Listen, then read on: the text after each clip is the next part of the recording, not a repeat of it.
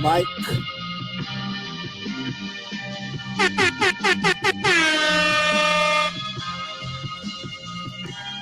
Making sure my mic sounds nice.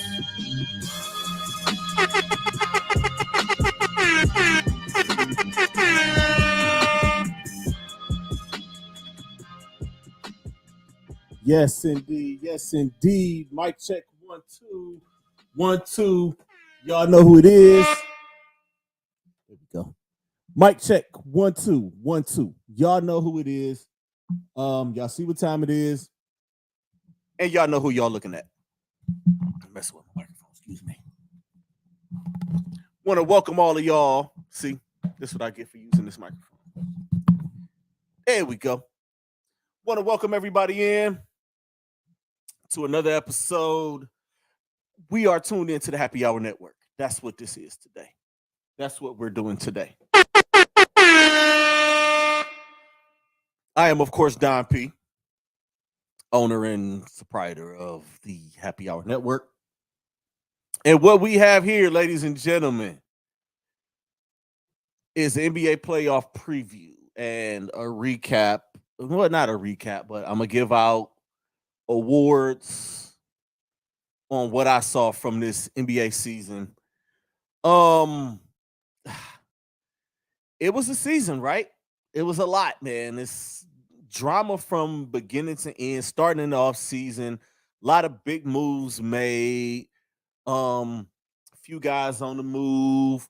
I mean, the summer started with Kyrie Irving and Kevin Durant both demanding trades.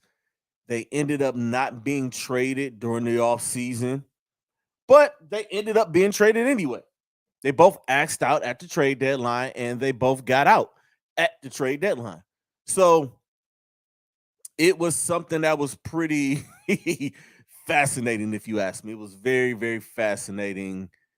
Sheesh, let me adjust and fix. Y'all can see all my. There we go. Excuse me. Can y'all see me a little better? Hopefully, y'all can see me a little better out there. What else we got here, man? Again, I want to thank y'all. This is the Happy Hour Network. I'm just doing a bunch of little test shows and a little test runs and doing some little live stuff. I will be launching soon. This is like a soft launch here. This gives me a chance to do a lot of the things that I wasn't able to do when it came to Club Pizzle. You know, because I have a pretty booked up month this month, to be all the way honest. And you know, I'm glad I'm having an opportunity to do this. I'm glad I have an opportunity for y'all to be a part of this and for y'all to take a little something up in here. But as we proceed, let's just first things first. Let's take a look at these final standings in the NBA. Let me get it up real quick. I should have had it together, should have had it prepared. But before I get to that, we have a few little something's going on here at Happy Hour Network that'll be coming soon to y'all. Full disclosure is on the way. Wrong way. There we go. Full disclosure is on the way, starring myself and Jocelyn Brown. Also, the Best Damn Podcast, period, is on the way with myself, Light Skin JB, House for Now, and Meech the Shredder. So Happy Hour Network is coming. I got a couple of other announcements. I'm also gonna give an update on the future of what I'm going to be doing with Club Pizzle here in the near future. Let's get those standings up, man. Let's do that before I get to MVP and Rookie of the Year and Sixth Man of the Year and all of those good awards. Where are my standings at? I can't find the damn standings now. See, this is what I get. There we go. Final standings. Starting in the Western Conference. The Denver Nuggets 53-29. The Memphis Grizzlies 51-31. Sacramento Kings at 48-34. The Phoenix Suns at 45-37. The Los Angeles Clippers at number 5 at 44-38. The Golden State Warriors at number 6 at 44-38. The Los Angeles Lakers, and those that's 1 through 6. Now 7, 8, 9, 10. These are the play-in teams. The Los Angeles Lakers at 43-39. The Minnesota Timberwolves at 42-40. The New Orleans Pelicans at 42-40. And the Oklahoma City Thunder at 40-42. The only matchups that are solidified right now are the Phoenix Suns and the Los Angeles Clippers and the Sacramento Kings and the Golden State Warriors. That's out in the Western Conference. Let's go to the East. 1 seed, the Milwaukee Bucks, 58-24, which is very impressive since they've been without Chris Middleton for a lot of the season. The Boston Celtics, 57-25, after what they went through this year with the whole Ime Udoka debacle and bringing in Mazzulla and then giving him an extension during the All-Star break. This team really hasn't missed a step. Philadelphia 76ers at 54-28. The Cleveland Cavaliers at 51-31. The New York Knicks at 47-35. The Brooklyn Nets at 45-37. And that's 1 through 6. 7 through 10. The Miami Heat 44-38. The Atlanta Hawks at number 8 at 41-41. The Toronto Raptors at 41-41 at number 9. And the Chicago Bulls at number 10 with a record of 40-42. And the only matchups that we know of so far in the Eastern Conference are the Philadelphia 76ers and the Brooklyn Nets and the Cleveland Cavaliers against the New York Knicks. I will have a full playoff preview on, I believe it'll be Thursday. No, it would be Friday. It'll definitely be on Friday. I'll have I'm going to go live. I'm going to do a full-fledged playoff preview when we get 1 through 8 situated. And once the play-in is over, and then y'all are going to hear from me with that. Hopefully, let's keep our fingers crossed on that. We're going to try to get that done. But let's look at these play-in games. Or do y'all? Yeah, let's do these play-in games first. These are some very interesting matchups. These are not matchups that was expected straight out of the gate. I mean, I think a lot of us were expecting something else. You know what I mean? Especially at the beginning of the season. Let's start in the Eastern Conference with the 7-8 games. The Miami Heat take on the Atlanta Hawks.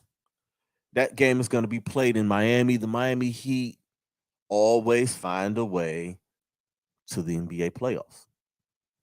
This hasn't been the best year for them. Kyle Lowry has been missing in action practically.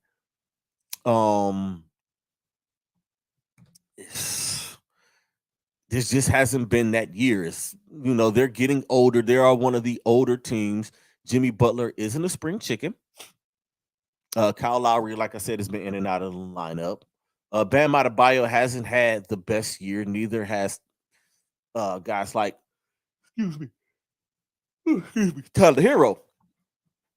But they're so well coached. Eric Spoelstra is he's one of the best coaches in the 76-year history of the league. He's one of the 15 greatest coaches. He was named to the 75th anniversary coaching squad. So why the hell would they not be there? Now, the Atlanta Hawks are another story. The Atlanta Hawks continue to hover at 500. They continue to hover in mediocrity after making the Eastern Conference Finals 2 years ago. Trae Young, I'm hearing a lot out of Atlanta about them not liking him and them really not, I'm hearing that there's a green light to shop him in the off season, which is very, very interesting. That's something very interesting to hear that he might be on the move. I have more on that in the future. But looking at this game and looking at this matchup,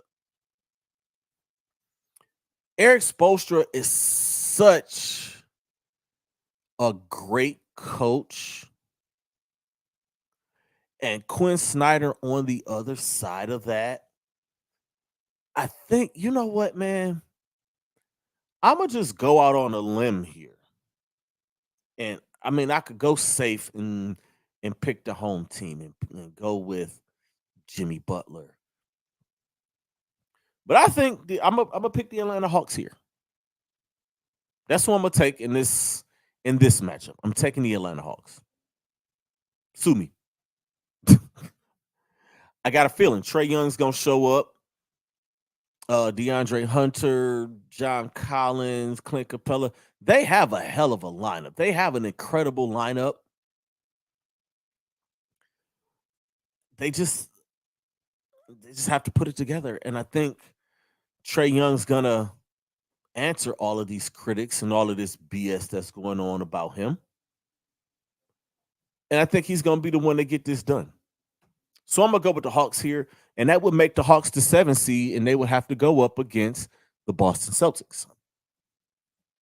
Also in the Eastern Conference, the 9-10 matchup, the Toronto Raptors and the Chicago Bulls. The Toronto Raptors could have broke this thing up, and in my opinion, they should have. I thought that they were. I really thought VanVleet was gonna get traded. OG Anunoby, Pascal Siakam. I thought they was gonna tear it down and build it back up, but I think they just wanted to roll with what they got. They got Jakob Poeltl, who I like. He's a decent ball player, and he's kind of like lifted them up. He's given them he can give them what Valanciunas gave them and what a Marc Gasol gave them, which is a possibility. The Chicago Bulls weren't expecting them to be here, especially without Lonzo Ball here.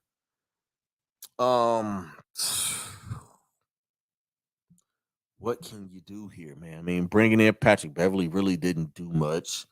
I mean, he's Pat Bev. So, without Lonzo Ball, this Chicago Bulls team are going to be exactly right where they are right now. And that's in the play-in, in the 10th spot, winning 40 games. I mean, Zach LaVine, DeMar DeRozan, two great players. It would be nice to see DeMar DeRozan get his lick back. I just can't see it. I don't see it. I don't think he's going to do it. Give me the Toronto Raptors in this game. Pascal and VanVleet and OG and Jakob Poeltl. That team. This is Nick Nurse's. This is their last dance. And I think they get that. I think they get the W here, which means the Chicago Bulls will be passing the sticks. And the Miami Heat and the Toronto Raptors will be playing for the 8 seed and the right to get their asses kicked by the Milwaukee Bucks. That's how I see that playing out. And if I'm going to make a prediction here today, I believe I'm going to go with I'll give the Miami Heat the 8 seed. I'll have Miami go 8. I'll have them get that W. I don't think they'll lose 2 on their home floor. I just won't see it in losers. I don't know. That's just my prediction for it. I don't think the Raptors can go down there and get that W. That's just me though. Let's go to the Western Conference. The 7-8 game. The Los Angeles Lakers host the Minnesota Timberwolves. The Lakers have been through what a season. Weird. This has been a very weird year for the Los Angeles Lakers. This has been a year for them. I can't lay back that far. But this has been a year for them where we saw LeBron James break the all-time scoring record. We saw Anthony Davis be out and in street clothes like we're used to. And we also saw them play up against a bunch of guys that have no freaking business playing up against. Not up against, but playing with a bunch of guys that they have no business playing with. Let's be honest. Look at that Lakers lineup at the beginning of the season. A lot of those guys have no business or had no business in an NBA uniform. They were better off in the G League. That was a G League team. It was LeBron, AD, Russell Westbrook, and a bunch of G League guys. Now, Austin Reeves has stepped it up a lot, and why not? You had no choice. You get that shot, you get that opportunity, you got to go for it. And then at the trade deadline, they decided to make a couple of moves. One of the moves, D'Angelo Russell, was a damn good move, honestly. If we're going to be honest about it, it was a damn good move. Excuse me, bringing D'Angelo Russell back to Los Angeles. That helps out a lot. They moved Russell Westbrook. They got Jared Vanderbilt. They acquired Mo Bamba. They acquired Rui Hachimura. They got some basketball players out there. LeBron broke the record. Trade deadline came. They brought all those guys. Anthony Davis got healthy, and they have been one of the hottest teams in the month of March and in the month of April thus far. And they look like a very, very dangerous team. Y'all want to take a good look at it. They look like a very dangerous team. Meanwhile, the Minnesota Timberwolves are trending the other way, trading D'Angelo Russell. Y'all saw what happened yesterday. Y'all were living under a rock. Y'all saw what happened in the season finale. Rudy Gobert took a swing at Anderson. What's his name? Kyle Anderson. And after finding out the backstory or finding out what was said and what happened, I don't blame Rudy Gobert. A lot of you guys on ESPN, these ESPN guys, Jalen Rose, Stephen A. Smith, I mean, maybe y'all didn't get the story before y'all went on air, and I understand y'all have to give an immediate reaction. I understand it. It's totally understandable. But the words that were exchanged, I don't blame Rudy Gobert for taking a swing. And he got sent home, and now he's suspended for the game. They're also without another player. They're also without I can't think of how. Excuse me. Dang, I wasn't trying to curse. I went all this time without cursing. Jaden McDaniels, they're without also because he got upset and he punched the wall. So you're down your two best defenders. You're down a 3-time, 4-time defensive player of the year. And you're also down a guy who was having a career year and one of your best defenders and always guarded the best wingman on the floor. So now LeBron and D'Angelo Russell and all of those wing guys are going to have a blast doing what they do. I'm going with the Los Angeles Lakers here. That is not me being biased. That is me being honest. And if you look at like 99%, everybody outside of Minnesota is picking the Los Angeles Lakers to get this W to lock up the 7th seed and take on the Memphis Grizzlies, which there's a lot of storyline there. It's a whole lot of storyline there. Y'all know it. I know it. We all know it. That the storyline is there. The Grizzlies, the Lakers, We all know what happened during the regular season. The Shannon Sharp getting into the argument. I mean, and the Lakers have had a pretty good they had a pretty good time handling the Memphis Grizzlies during the season. They beat them a couple of times, including set game. Now, the 9-10 matchup. The Oklahoma City Thunder versus the New Orleans Pelicans. This is a tricky game because the New Orleans Pelicans are trending. It seems like they're trending downward. No Zion Williamson for this. And honestly, I don't know when he's coming back. And I'm honestly not going to care until he gets back. That's me. That's all honesty. I could care less what happens with Zion until he gets to, And on that other side, you got the young, hungry Oklahoma City Thunder with Shea Gilgeous-Alexander having an MVP type season. If they have 5 to 7 more wins, they're a higher seed. And Shea Gilgeous-Alexander is a serious MVP candidate, if you ask me. A lot of young guns over there. And I mean, the Pelicans, CJ and Brandon Ingram is back and he's healthy. And you know what? I'm going to pick the Oklahoma City Thunder to win this game. I got OKC. I'm kind of sort of rooting for them. I'm rooting for them. I'm trying not to homer this, but I'm rolling with the Oklahoma City Thunder in this game, which means that they would go on to take on the Minnesota Timberwolves, who would have a home game after losing to the Los Angeles Lakers. I'm going OKC to take the 8th seed. That's where I'm at with it. That's my prediction. Hey, it is what it is. I'm leaving that there. Now let's get to these awards. Coach of the Year. I'm gonna just start at Coach of the Year. Mike Brown.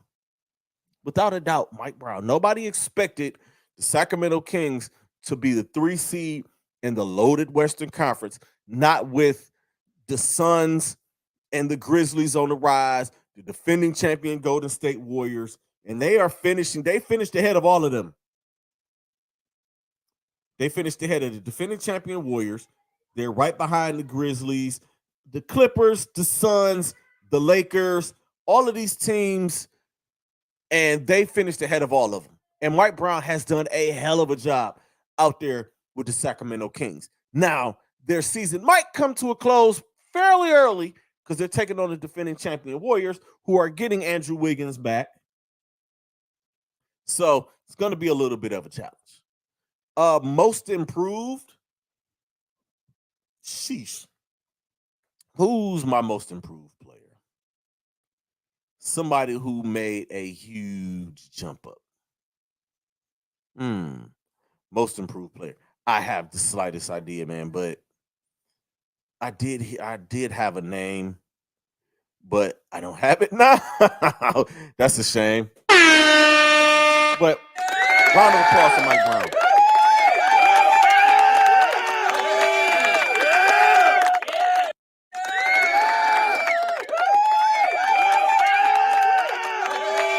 I got one. Yeah, I love that sound effects. Most improved player, Larry Marketing. Went from the Cleveland Cavaliers and just like this starting small forward and like the third or fourth option on a team who just missed the playoffs by losing the 2 play-in games last year to going to the Utah Jazz and having one of his best years. Now, we all knew, those who watch basketball all knew how good Lauri Markkanen was. And this goes to show you that a lot of these guys make sacrifices for the, in the NBA game. Now, if Mikal Bridges had been in Brooklyn just a little bit longer, he would be the runaway pick for this. But I'm going with Lauri Markkanen for most improved player. Rookie of the year, Paolo Banchero. Need I say more? He's done nothing but show the world and show everyone that he belongs in NBA. And he's going to be good for years to come. And hopefully the Orlando Magic are going to improve and be good for years to come, because it would suck for him to waste his career away in Orlando and waste some of his good years, kind of like Aaron Gordon did down in Orlando. And finally, the most valuable player.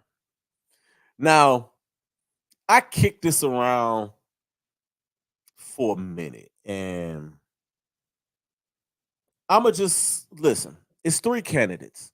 It's 3 guys that if any one of these 3 win it, I'm okay. It's down to Giannis Antetokounmpo, Joel Embiid, and 2-time defending MVP Nikola Jokic.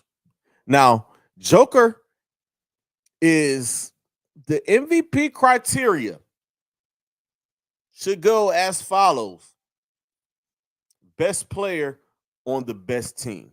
If it's the best player on the best team, Giannis Antetokounmpo and the Milwaukee Bucks are the best team. The Denver Nuggets have the 1 seed in the Western Conference, and Jokic is having a better year than both of his MVP seasons. But that man in Philadelphia has proven he's the best in the league right now. For this year, Joel Embiid is the man. I'm not going to take that away from him. I'm not going to deny him of that. So my 2023 MVP is Joel Embiid.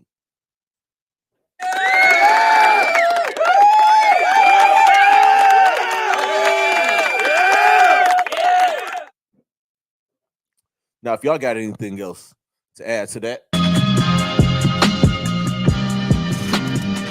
With that being said, man, I'm going to end this thing. Y'all got anything to add, man? Please throw your comments. My inbox is open. Y'all can hit me up, whatever. You know what I mean?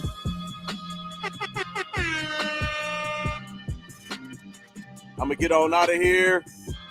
Thank y'all for tuning in. Thank for y'all tuning in live. Thank for y'all listening on delay. I'm going to let this beat rock. I like this. Y'all know what it is, man. Always protect your peace. Protect your energy. The message is more important than the messenger. And creators, be great. Stay positive. Because negative energy is trash. Peace.